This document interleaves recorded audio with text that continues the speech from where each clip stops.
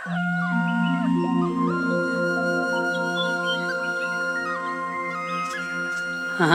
যিদৰে পৃথিৱীৰ উপৰিভাগত বাস কৰোঁ, ঠিক সেইদৰে পৃথিৱীৰ তলতো কিছুমান মানুহ থাকে।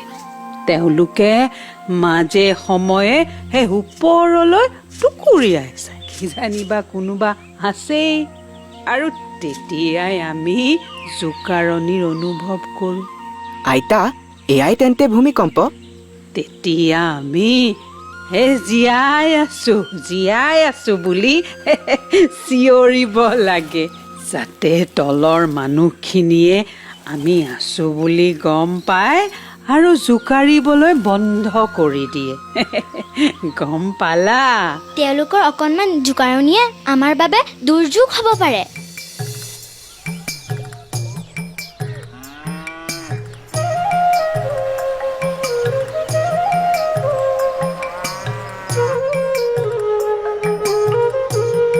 পৃথিৱীৰ তলত শিলৰ কিছুমান ডাঙৰ ডাঙৰ অৱয়ব থাকে, যিবোৰক টেকটনিক প্লেটছ বুলি কোৱা হয়। যেতিয়া এই প্লেটবোৰ ইখনৰ পৰা সিখন খহি যায়, তেতিয়া পৃথিৱীৰ উপৰিভাগত, পৃষ্ঠভাগত জোকাৰণিৰ সৃষ্টি হয়। এই জোকাৰণি বহুত বেছি হ'লে ঘৰ, দলং, ৰাস্তা ঘাট সকলো ভাঙি যাব পাৰে, আনকি গছো উঘালি পৰিব পাৰে। ভূমিকম্প আহিছে বুলি আমি কেনেকৈ গম পাম? এইটো আটাইতকৈ গুৰুত্বপূৰ্ণ কথা। ই কোনো আগজাননী নিদিয়াকৈ যেতিয়াই তেতিয়াই আহিব পাৰে। আমাৰ বাবে ডাঙৰ কথাটো হৈছে যে অসম ভূমিকম্পৰ জোন 5ত অৱস্থিত হোৱাৰ বাবে আমাৰ ইয়াত ভূমিকম্প হোৱাৰ আশংকা বেছি। গতিকে আমি কেনেকৈ নিৰাপদে থাকিব পাৰোঁ সেয়া জানি থ'ব লাগে।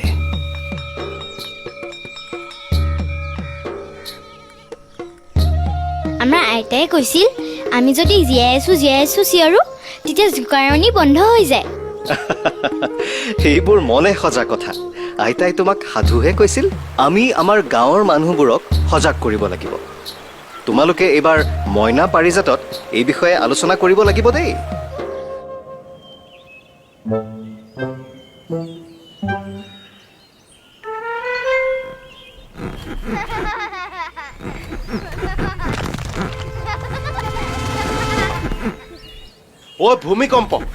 ভূমিকম্প আহিছে।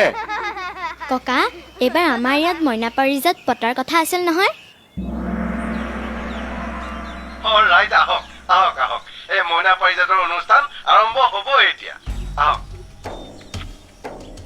আমিতো জানোৱেই ভূমিকম্প জাননী নিদিয়াকৈ আহে, গতিকে আমি সদায় সাজু হৈ থকাটো উচিত। যেতিয়া পৃথিৱী লৰে, সকলো বস্তু তললৈ পৰে। বস্তুবোৰ ৰাখিবলৈ ভালে আমি সদায় সাজু থাকিব লাগে। পৰিব পৰা বস্তুবোৰ ভালদৰে থবা, ওপৰত ৰখা আৰু বেৰত ওলোমোৱা সকলোবোৰ চাবা। সদায় সাজু ৰাখিবা এটা সৰু বাকচ, য'ত থাকিব প্ৰয়োজনীয় সামগ্ৰী আৰু কাগজ, ঔষধ, শুকান আহাৰ তথা মূল্যৱান নথি পত্ৰ। নাপাহৰিবা মমবাতি, টৰ্চ আৰু বেটাৰীও ল'ব। যদি এতিয়াই আহে, আমি কি কৰিম? যেতিয়া পৃথিৱীৰ লৰচৰ অনুভৱ হয়, তেতিয়া তুমি নকৰিবা ভয়। দীঘলকৈ এটা উশাহ ল'বা, তৎক্ষণাত নিৰাপদ ঠাই বিচাৰি ল'বা। ড্ৰপ! তোমালোক যাতে নপৰা বাগৰি নিৰাপদ ঠাইলৈ যাবা ঠুকাৰি। টেবুলৰ তল হ'ব পাৰে নিৰাপদ ঠাই, খামুচি ধৰিবলৈ তাত খুটাও পোৱা যায়। নাইবা ঘৰৰ ভিতৰত এটা কোণলৈ যাবা, তাতেই তুমি আশ্ৰয় ল'বা। এখন হাতেৰে ডিঙি আৰু মূৰ ৰাখিবা আৱৰি, তেহে নহ'ব তোমাৰ দেহৰ ক্ষতি। যদি বিচনাত থকা, ড্ৰপ পজিশ্যন ল'বা আৰু গাৰুটো মূৰৰ ওপৰত ৰাখিবা। কাঁচৰ খিৰিকীৰ পৰা থাকিবা দূৰত, ভাঙিব পৰা বস্তুৰ পৰাও থাকিবা আঁতৰত। যেতিয়া জোকাৰণি বন্ধ হয়, তেতিয়া কিন্তু তোমালোকে খৰধৰ নকৰিবা আৰু ভুলতো দৌৰি নাযাবা। লগতে বাহিৰলৈ যাবলৈ লিফ্ট কেতিয়াও ব্যৱহাৰ নকৰিবা। জোকাৰণি শেষ হোৱা যেন অনুভৱ হ'লে তোমালোকে ঘৰৰ ভিতৰতে নাথাকি বাহিৰৰ মুকলি ঠাইলৈ শাৰী পাতি যাবা। মনত ৰাখিবা, যদি তুমি বাহিৰত থাকা, তেতিয়াও কিন্তু নিৰাপদ নহয়। যেতিয়ালৈকে তুমি খালী ঠাইলৈ নোযোৱা, অট্টালিকাৰ পৰা বিদ্যুতৰ খুঁটাৰ পৰা গছ আদি সকলোৰে পৰা আঁতৰত থাকিলেহে তুমি নিৰাপদ। আৰু যেতিয়া এডোখৰ খালী ঠাইত থাকা তেতিয়া কি কৰিব লাগে জানানে?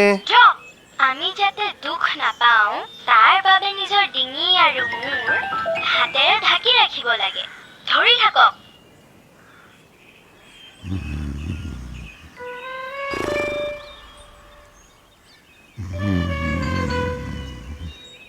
অ' আইতা, আইতা জীয়াই আছো জীয়াই আছো জীয়াই আছো। আমাৰ ল'ৰা ছোৱালীহঁতক ধন্যবাদ। আমাৰ ল'ৰা ছোৱালীহঁতক ধন্যবাদ। আমি সকলো জীয়াই আছো।